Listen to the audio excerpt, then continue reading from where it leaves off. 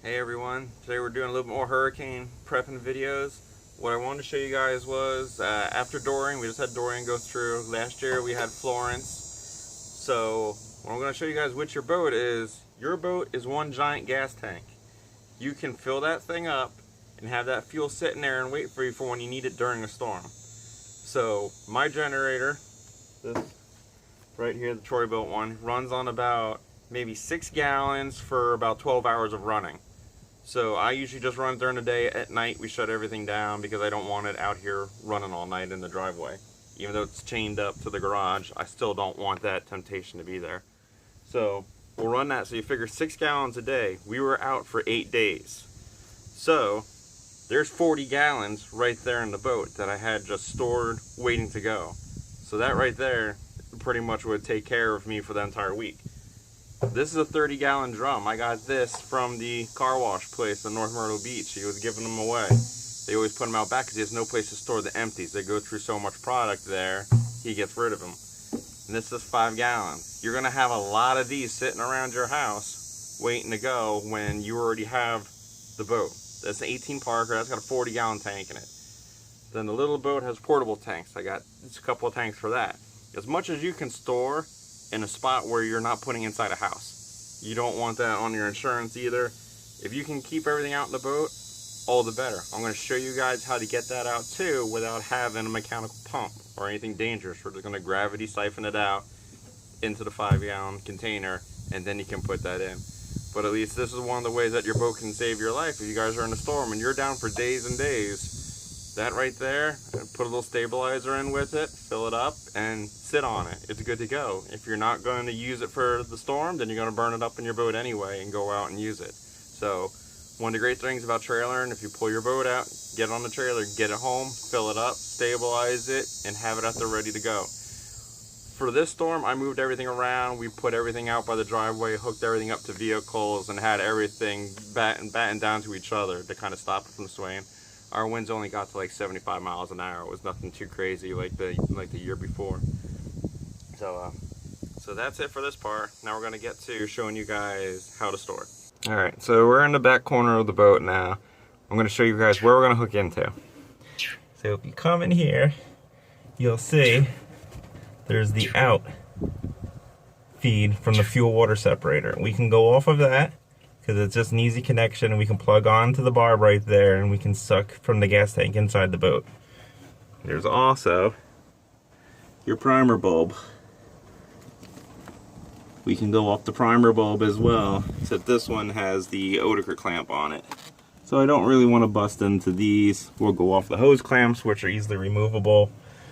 On the inside in here, we'll take these guys off. We'll put our other line on, which is going to be kind of a longer line. We want it to come all the way up out of the boat.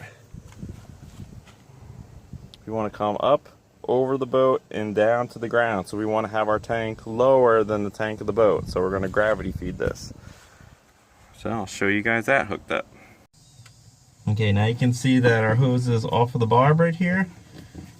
This is going to be our drain line, which is just another 5/16 hose. I'm just going to slide it on there for now.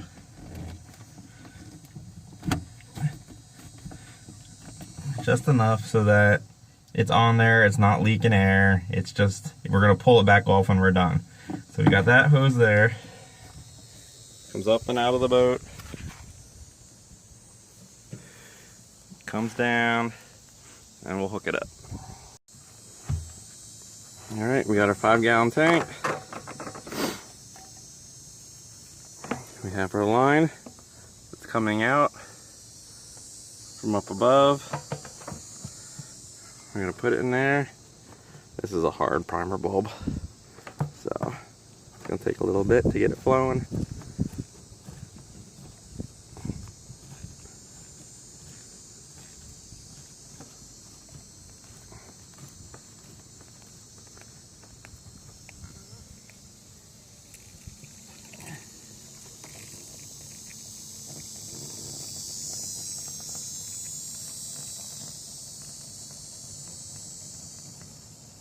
There it goes. It's flowing. Now I don't have to sit here and keep squeezing this bulb. If you see, we're beneath the boat. So right now the fuel is up higher than we are, so gravity's going to pull it. Even if there's an anti-siphon valve on the tank, which there should be, it will still keep flowing. Not a very fast rate, it's pretty slow. It's going to take you about 15 minutes to fill this 5 gallons up, maybe 20 minutes. All you need is just a couple of feet of hose. This is probably about 8 to 10 feet of hose, and it's just stuck on that barb or on the fitting for your primer bulb. If you do it after the primer bulb in the boat, you can squeeze that primer bulb and push the fuel. But since I've got this one in line, I'll just pull it from down here. And that's it. That gets you back in business. You get your fuel out of your boat. You don't need anything electrical, no pumps, nothing else. You just let gravity do the work for you.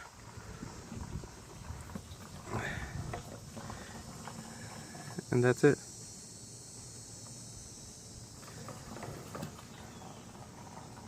So that's one of the ways this can help you during a hurricane. I hope it works for you. I hope you don't need to use it. But if you ever have to, get yourself some 5/16 fuel line. This is a Honda, everything's 5/16. Some of your other boats will be 3/8. But make sure you get some fuel line, have that help laying around, and you'll be able to get your fuel out of your boat. Alright, the last thing to mention too is when it's getting to the top, how do you stop it? There's another good question that somebody's going to ask. When this is starting to run out, remember, you can always disconnect the other end from up in the boat. Pull it out from up there. Then the rest of your fuel will just come down and gravity feed into the tank and stop. Up above, it's not going to keep coming out. It's just going to end there because it's up above your fuel tank. So you can disconnect that end. If you need it for another day, you say, oh, tomorrow I need more gas, we're still probably not going to have fuel back. We got trees down everywhere. What you can do is when you pull out this end, you can put your finger over it and you can lift it up above the tank. Once you do that, it's going to stop feeding more fuel.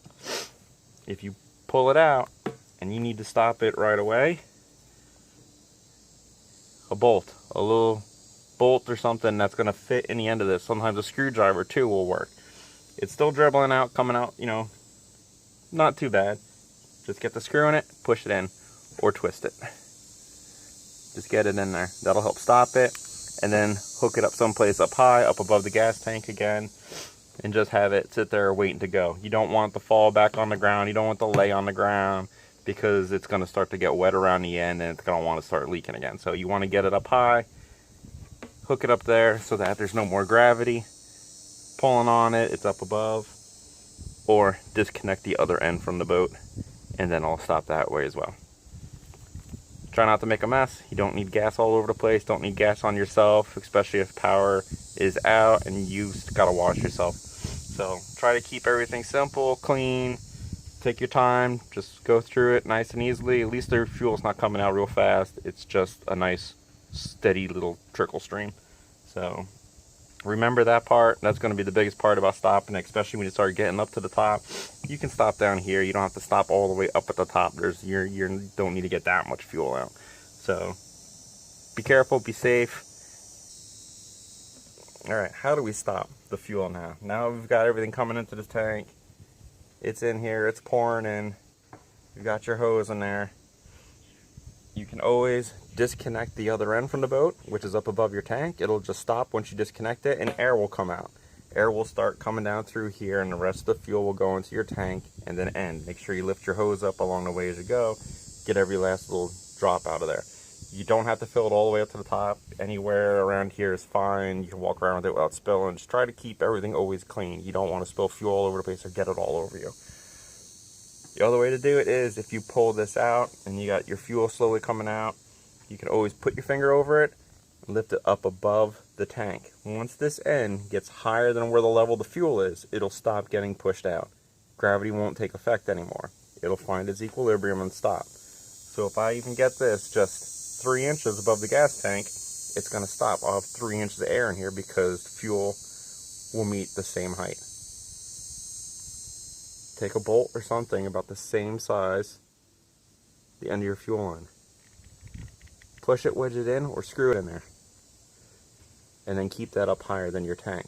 Then you can come back to it the next day if you need fuel again tomorrow. We got so many trees down, the power company is not going to have everything hooked up. You can take this off, pull it out. your finger over it, get down lower than your tank again, and it should start to dribble on you. Give it 2 more pumps again, and you're flowing. So that's how you can get all that fuel out of your boat if you guys need it in an emergency. Try to keep everything clean. Try not to spill it. The last thing you need to do is smell fuel on you for days if you can't take a shower. So just try to keep it simple. If you got black nitrile gloves, put those on. Keep your hands clean, keep everything clean.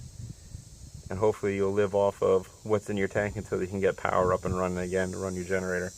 Now that Dorian's gone, I still got a bunch of fuel. So now I'm just putting it in the cars and running it that way, burn it off. Or use it in the boat next time I go out in that. So, little tricks to remember to keep you safe and alive. Alright, so I hope this section helped you out. Don't forget the hurricane preparedness series. There's a couple different parts. There's why you should pull your boat out of the marina, what little things you can run across there, making sure everything's tied down, debris is out, because that's how a lot of things will get smashed, or boats near you that will smash your boat. We've got making sure you filled up, get your gas out of it so you can run your generator if you're down for days. Last year we were down for 8 days running on that generator until you can get power up and running. So there's a couple of things. Drain plug in or out is a big question I get asked a lot too, and why. Because you got 2 different types of boats. So we'll go over that one and go back, look at the series on there. If you like this video, don't forget to like it, don't forget to subscribe, go check out the other stuff I've got on there. And hopefully I'll see you guys next time. Thanks again for watching. Bye.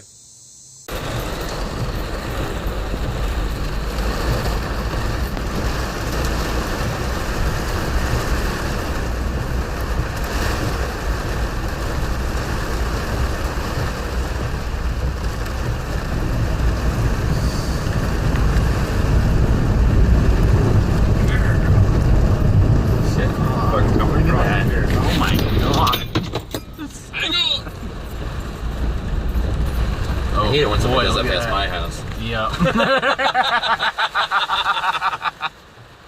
Must have been his wife in the blue Jeep. Damn, Michelle, always causing trouble.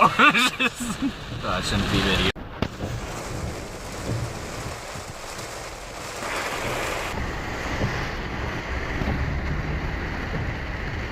Here's the Alton Lennon Park in Boiling Springs, the boat ramp. All messed up. Oh, yeah. That's probably why that thing's up there like that. Oh, it's time to see if it actually is still running, because I see their tires now. Yeah. Oh, no. Nope. It's going off to the side. Yep, nope.